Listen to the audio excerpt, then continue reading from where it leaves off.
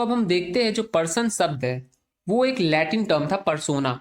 उस Latin term persona से निकल कर आया इंग्लिश टर्म पर्सन।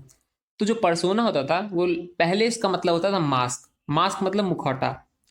जब कोई व्यक्ति अभिनय करता था तो कुछ मुखौटा लगाता था। आप देखते होंगे आज के समय भी जब कोई डांस करता है, डांस परफॉर्मेंस करता है, तो कुछ लोग हैं जो मुखौटा यानी मास्क लगाकर डांस करते हैं, या फिर कुछ अभिनय करता है, नाटक करता है, तो उसमें मास्क लगाए रहते हैं। तो उस मास्क को, जो वो मास्क लगाते थे, मुखौटा लगाते थे, उसे पर्सोना कहा जाता था। बाद में धीरे धीरे समय बीतता गया, वो लोग जो मास्क लगाते थे, जो एक्टिंग करते थे, उन एक्टर्स को क्या कहा जाने लगा? पर्सोना कहा जाने लगा। अब धीरे धीरे उस एक्टर से बात आगे बढ़ी, डेवलपमेंट हुआ, इवॉल्व हुआ, और इवॉल्व होकर वो टर्म क्या हो गया? इंग्लिश में जब उसका मतलब निकालते हैं तो जनरल अगर मीनिंग समझे तो जनरल मीनिंग में मैन और वुमेन को इंक्लूड कर लिया जाता है पर्सन के डेफिनेशन में। जो भी ह्यूमन बींग है, जो भी इंसान है, उसे पर्सन कह सकते हैं आप।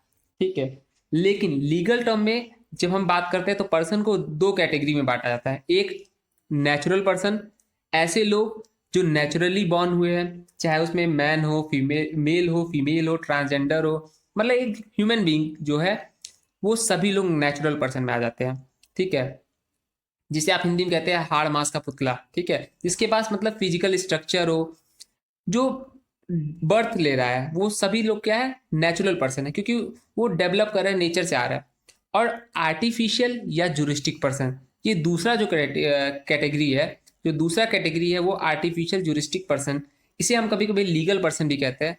ये लोग क्या होते हैं? ये बेसिकली इनका कोई फिजिकल स्ट्रक्चर एज सच नहीं होता है, इसे इमेजिनेशन के थ्रू, फिक्शन के थ्रू लॉ एज्यूम कर लेता है एज अ पर्सन, और इसके ऊपर कुछ राइट्स और लाइबिलिटीज डाल देता है। ठीक है। कुछ इसके लिए राइट्स दे देता है कि आपको कुछ अधिकार दिए जा रहे हैं। तो लॉ क्या कर रहा है? एक इमेजिनेशन कर रहा है, एक फिक्शन के थ्रू क्या कर रहा है? लॉ किसी भी चीज को, किसी भी वस्तु को, मान लीजिए आपके पास पेन है, अगर लॉ चाहे तो उस पेन में भी वो आर्टिफिशियल पर्सन मान सकता है उस पेन को भी। ठीक है। तो ये लॉ के ऊपर डिपेंड करता है, उसके पीछे कुछ लॉजिक होते हैं, कुछ रीजनिंग होते हैं कि लॉ कब किसी को आर्टिफिशियल या जुरिस्टिक पर्सन मानता है। ठीक है। ये सारी बातें हम आगे डिस्कस करेंगे।